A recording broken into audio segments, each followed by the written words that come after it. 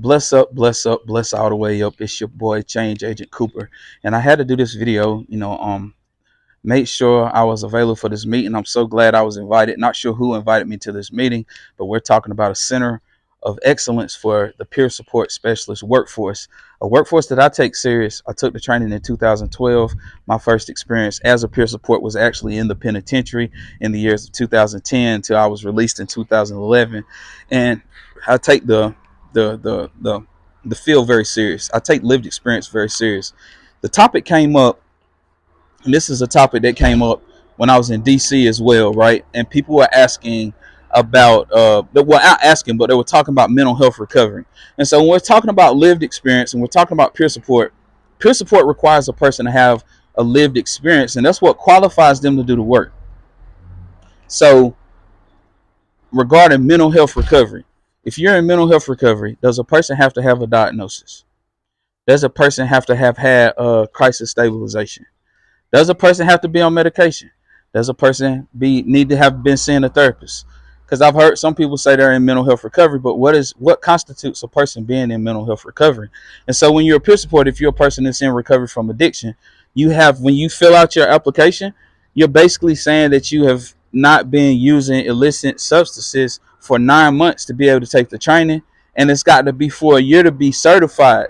You see, but when we're talking about mental health recovery, the question is, what constitutes a person to be in recovery for X amount of time? What lived experiences constitute a person to be in mental health recovery?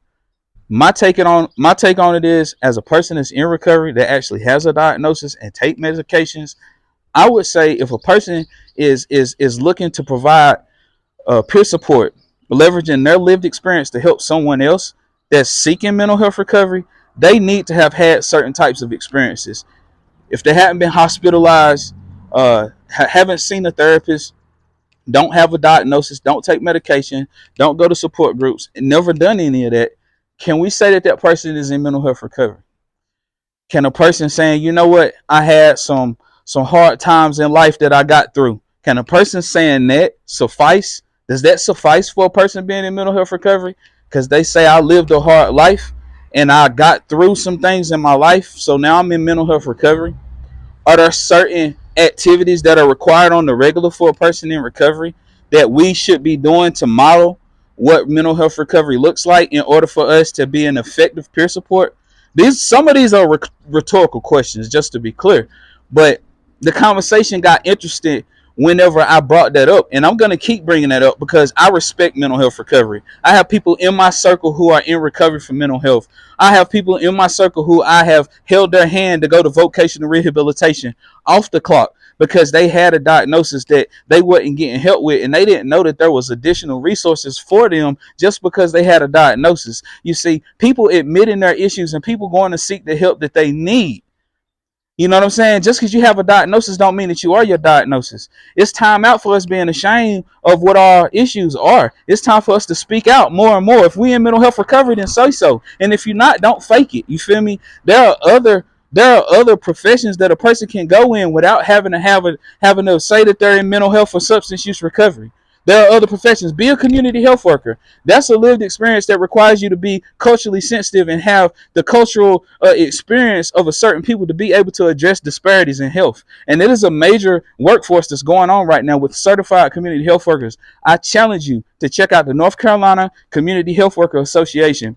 On the website, you also see the upcoming trainings. And if you're interested in leveraging your lived experience and you're not a person in recovery from addiction or a person that's in recovery from mental health, then I challenge you to be a community health worker.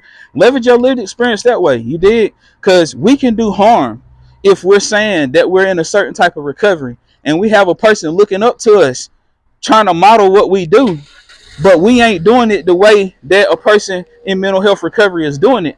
And so we are, in a way, misguiding these people. Is that what you want to do? It sure ain't what I want to do. And I take mental health recovery very serious. Happy Mental Health Awareness Month. My name is Change Agent Cooper. I'm not the answer, but I'm for daggone sure the alternative. Bless up.